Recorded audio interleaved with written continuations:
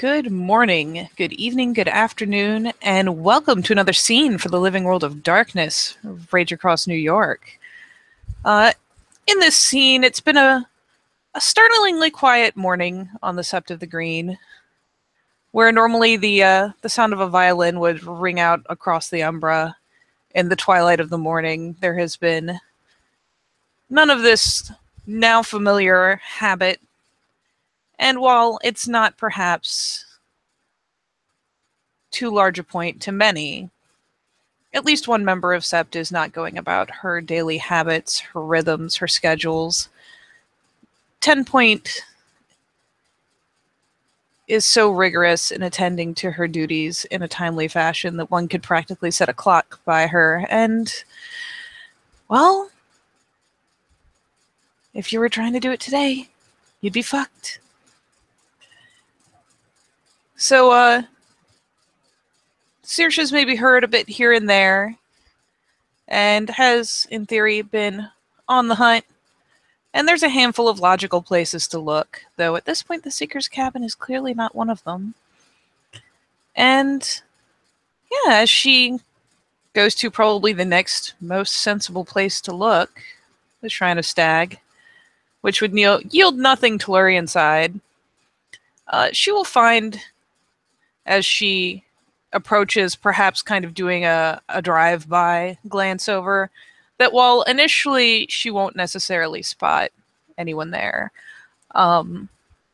happening to opt to wander closer yields her the view of the fact that it's not that 10 Point isn't present, it's rather that instead of being prostrated before Stag and his shrine that's all roused up with pride and grace, she has curled herself up against the shrine that she herself created to the Hind in Hamid,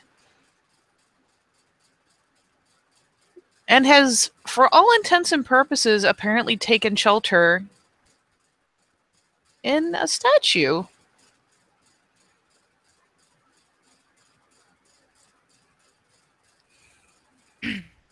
Upon stepping on Sept this morning, Saoirse heard rumors among the kin about 10 Point not being herself. She has curiosity, and she cares about 10 Point, so she inquired further and is now on the Umbra side to try to find her and figure out what is going on.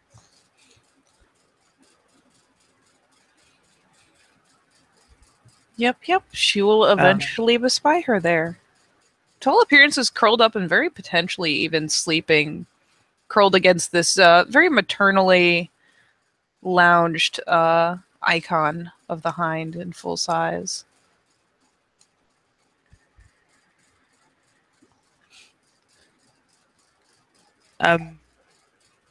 Saoirse will approach somewhat cautiously. She doesn't want to scare her. And you have a cute vision, so I'm not going to waste time making you roll. Her belongings are around, but among them, all her swag's over here, and some things have been pulled out over there. Most notably, perhaps,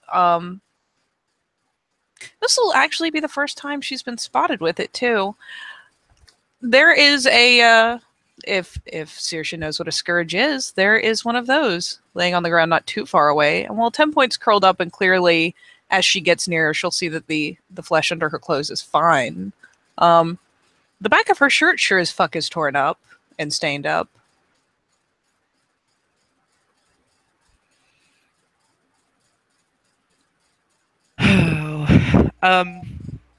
Saoirse is very curious about this, obviously.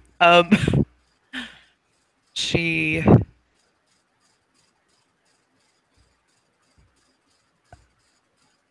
will approach and she will use the name that she gave her the previous day.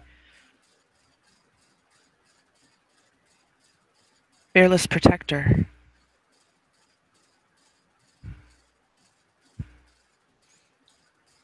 And how close is she? She is close enough that 10 Point could hear her. Okay, so not terribly close. But still, 10 Point's hardly a heavy sleeper. Or Fearless Protector, as it were, is hardly a heavy sleeper. And so she stirs a bit, probably initially kind of curls her head against the statue. She is, yeah, in Hamid, and as such, kind of turns a glance around over her shoulder. It's very slow, it's practically timid, and rubs self consciously at her face.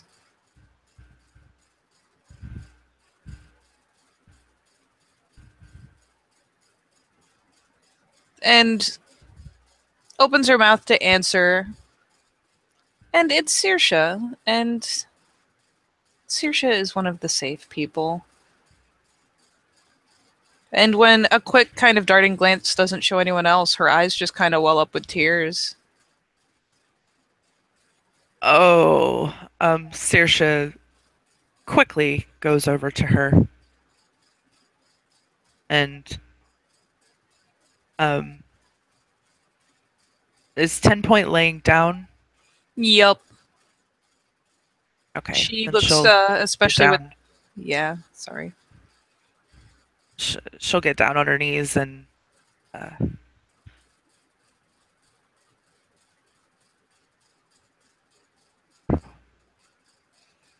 And she'll see as she gets down and closer. And 10 Point will kind of turn about and latch almost desperately on to the faintest show of kindness. It's pretty clear that she cried herself out the previous night after whatever else she got up to. And she Saoirse will just roll. sobs. Saoirse will roll back into a sitting position and take 10 Point into her arms.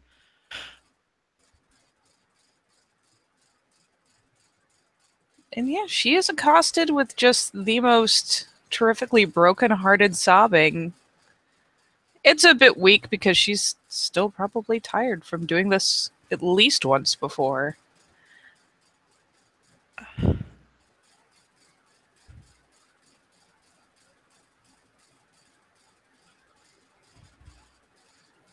And she'll go at it probably until she kind of runs out of gas and gets down to like that kind of hiccuping and sniffing and finally rubbing at her face again.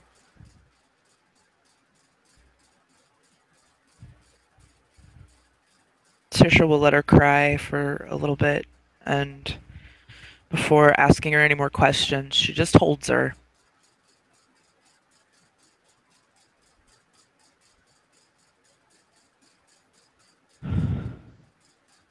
What happened?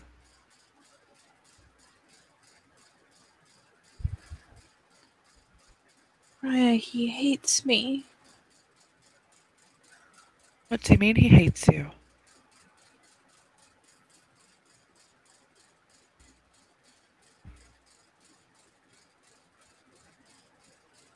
He won't let me come back. He won't look at me. He won't talk to me.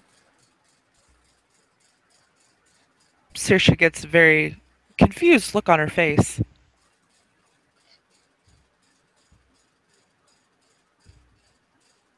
I'm assuming you're talking about Aiden. And there's that weak little nod. What happened? Why is he treating you like this?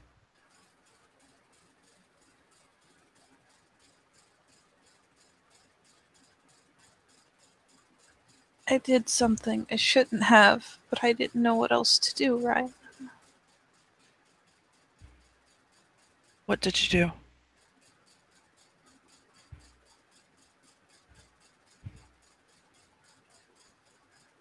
He asked me to say something. We had others, people who weren't our pack, at the cabin, and I couldn't. So I ran.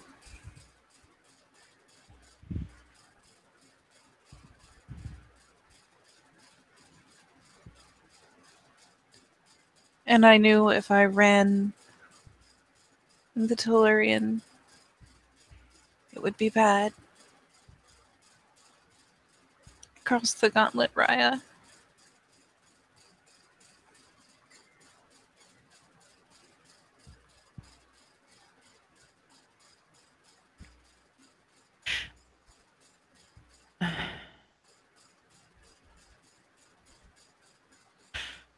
Guess I don't really see why that's such a big deal.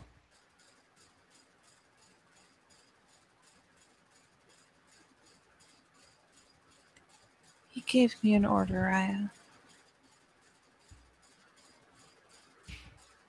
And he disobeyed. I disobeyed badly in front of others.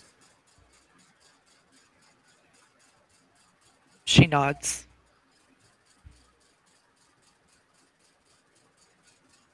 We all make mistakes. Especially Fiona. We're passionate. We sometimes disregard what we're told for what we think is better, whether it's right or wrong. And while you and even him might see this as a grievous act,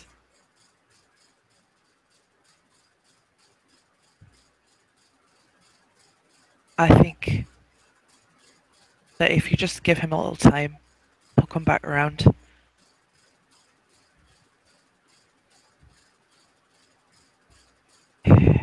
I know him.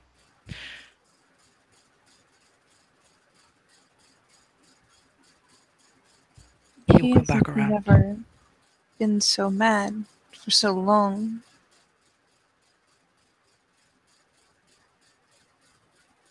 You're his packmate. He can't hate you forever. He won't hate you forever. He can. And He hates disloyalty. He hates dishonesty.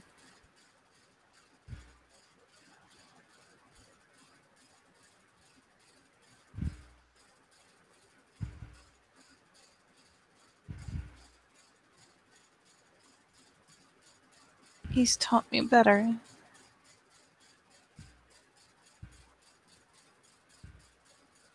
But I couldn't choose. So I ran.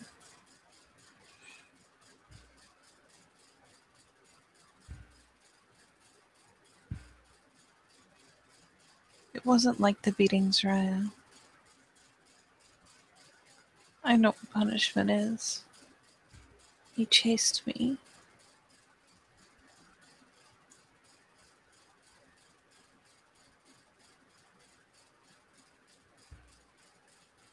He what won't was the speak to choice? me. What was the choice you were supposed to make? And she turns a bit red. Somehow redder. She's already blotchy from crying. I said something I shouldn't have, and he told me to explain. But to explain Raya would have meant saying something about my alpha and my beta in front of others that were not pack.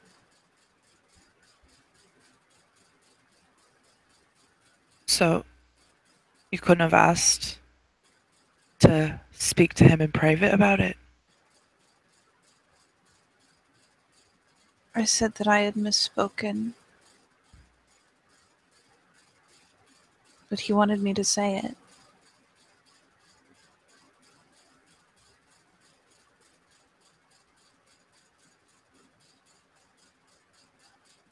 He said there So was he nothing wanted. that I could say to him that I shouldn't be able to say in front of them.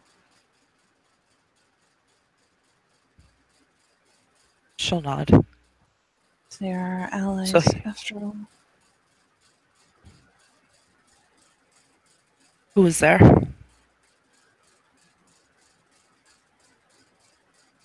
Hunters mean, yes, and negative exposure, Raya.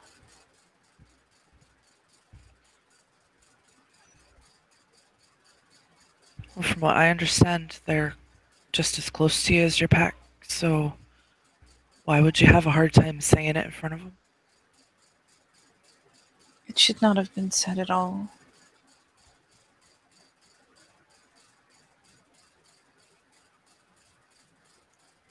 Then why'd you say it? I never did. She's not getting. Oh, okay. She's not getting angry or anything. She's genuinely just trying to get information. I said one thing, and I shouldn't. I shouldn't have said it. But then he told me to explain, Raya, and I couldn't. It would have been disloyal to the rest of my pack. So I had to be disloyal to them, or disobedient to him, or dishonest with my answer. And I couldn't be any of them, so I ran.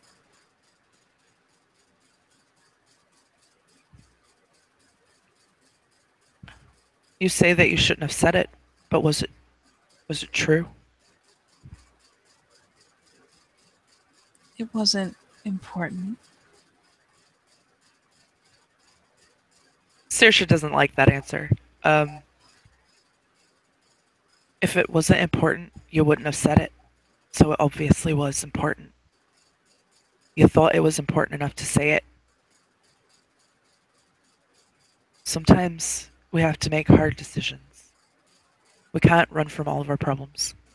And if you think that something is going on that's wrong, even if it's in your pack, it should be talked about. Especially if it's within your pack. I know that you are the Omega, you are Metis, you are treated much differently. But your job as the Omega is to bring balance to your pack, and if something wrong is going on, then it is your duty It's nothing wrong, Raya. to. It's just different.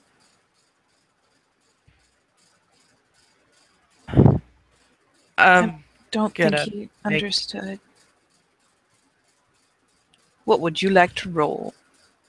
Actually, I'm not gonna roll it because she's curious enough to ask. Um, what did she say?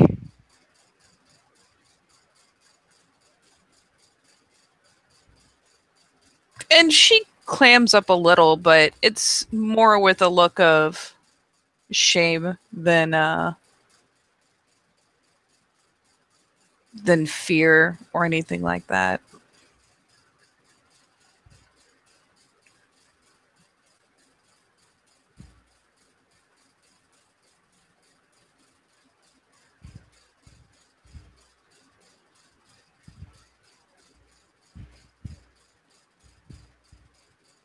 There was a remark made, Raya.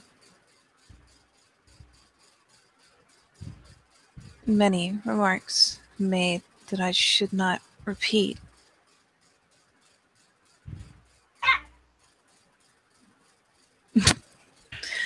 That was adorable. Yes.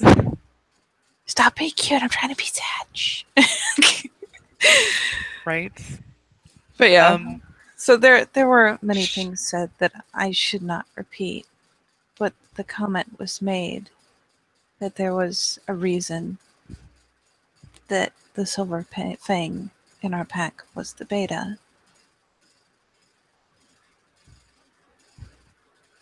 And I responded quickly and unwisely.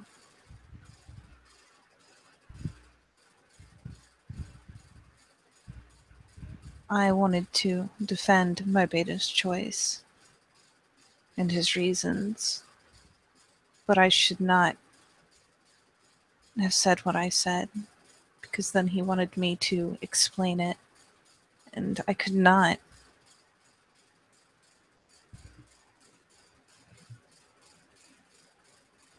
She'll nod. Did you say that? That you just can't explain?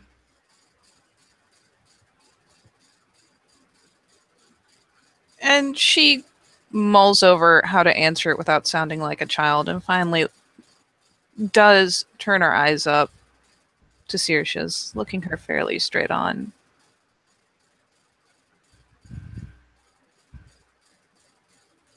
Raya, that would not have been an acceptable answer. I think it might have been more acceptable than just running away.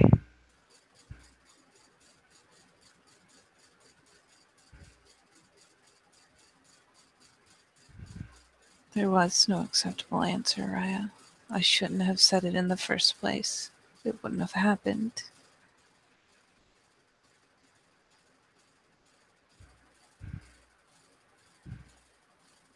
And now he thinks I'm disloyal. And won't let me near him. Won't look at me. Won't speak to me, even through the link.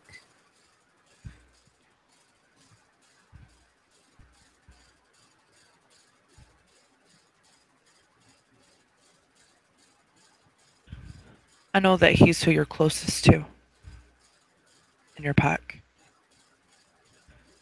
But right now, he is not the alpha of the pack.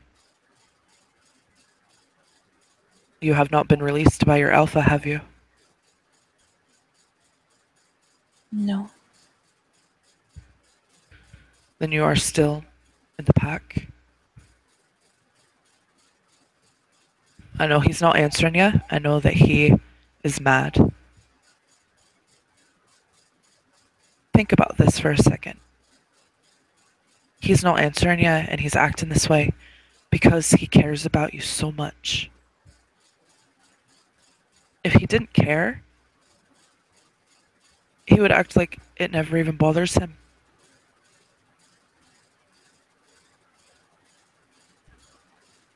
He will come back around.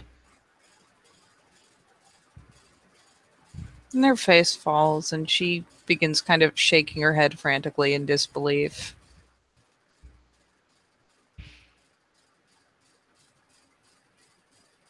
Give him a couple of days and then go talk to him. Would you like me to talk to him?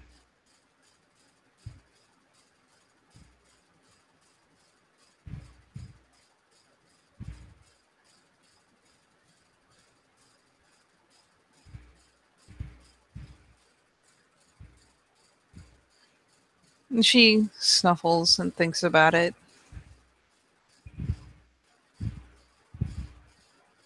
Kind of glances up because, well, let's face it, Aiden and Saoirse are childhood friends, and she knows it well. Will it make him more angry, Raya? He's already so angry. No, I don't think so. Talking to a friend, especially his best friend. And I have a way of helping him see a different perspective. You saw what I was able to do with Felix.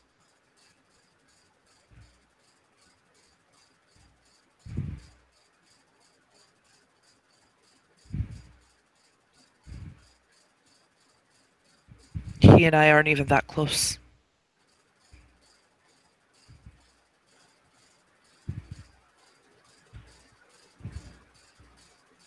Please, Raya.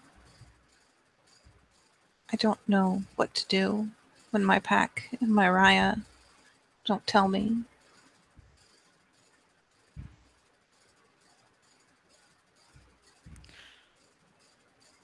She'll nod and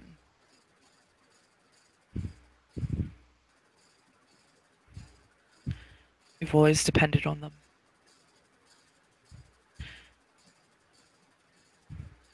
You don't know how to be alone.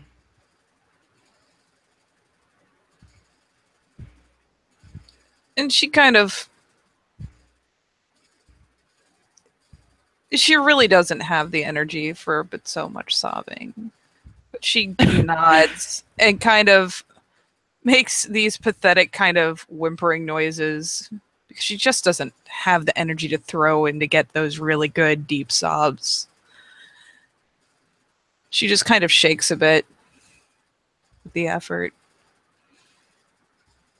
Saoirse will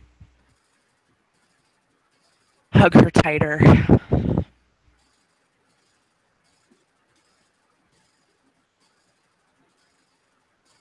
What you've done, I don't think, is unforgivable.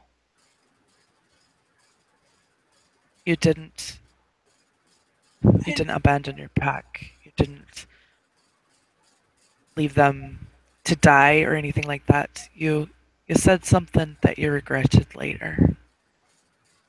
Say things that we regret later. We all say things without thinking first.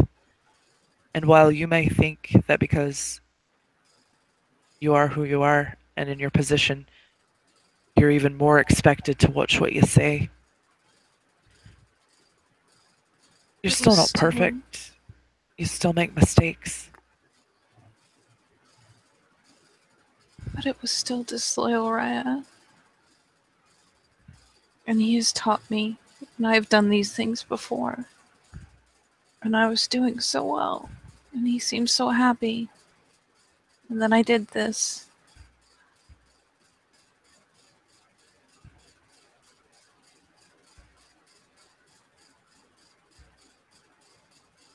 I tell you what,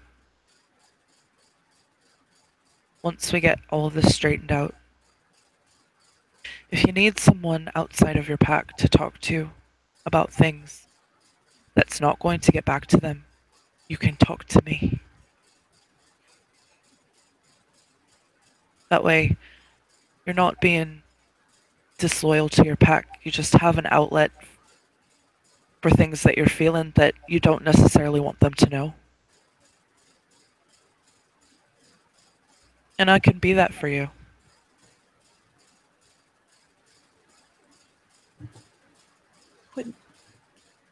Wouldn't that be dishonest, Raya? In keeping secrets? No. In the human world, there are people who listen to other people's problems with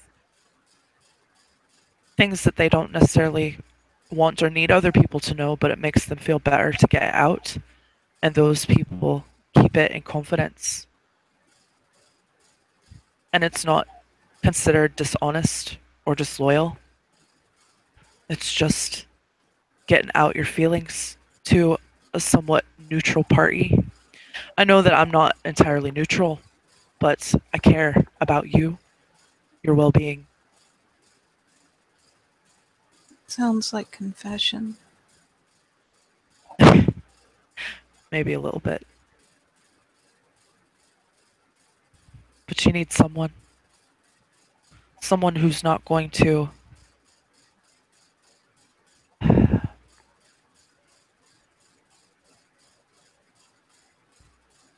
she's trying to think of how to say it.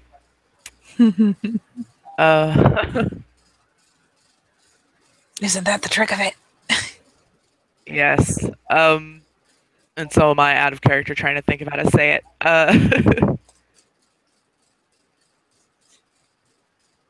Just, I know that the way that things are handled in your pack, there are times where you need to say things and take the consequences for it, but not everything warrants a consequence. So, if you want to say things to me, I'm not going to punish you for those things that you say.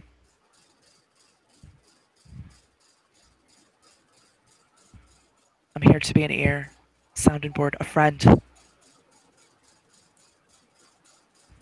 I'm your tribe mate. Each other. You've been there for me. I want to be there for you. And she latches onto at least one of those words, and it's just a strangely novel and foreign concept. Because you can call other Fianna cousins, you can call them family, but not many people that she believes call 10-point friend. And she seems to get kind of lodged on it. But at least she's calming down, whether it's the tone, whether it's the comfort of being held, which is quite the rare treat, or whether it's the words themselves. At least she's not trying to cry so hard that she's shaking.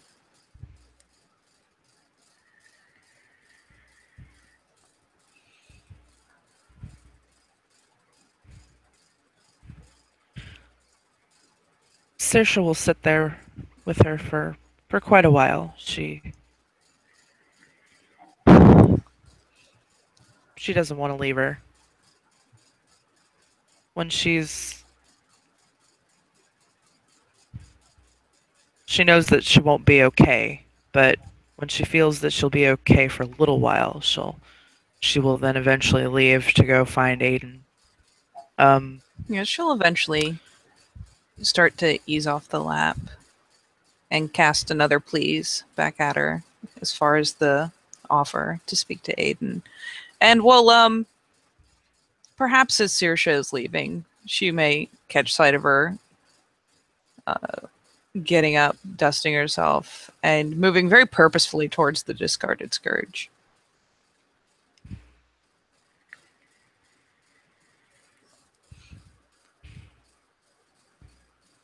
Saoirse's pretty sure she knows what that's for.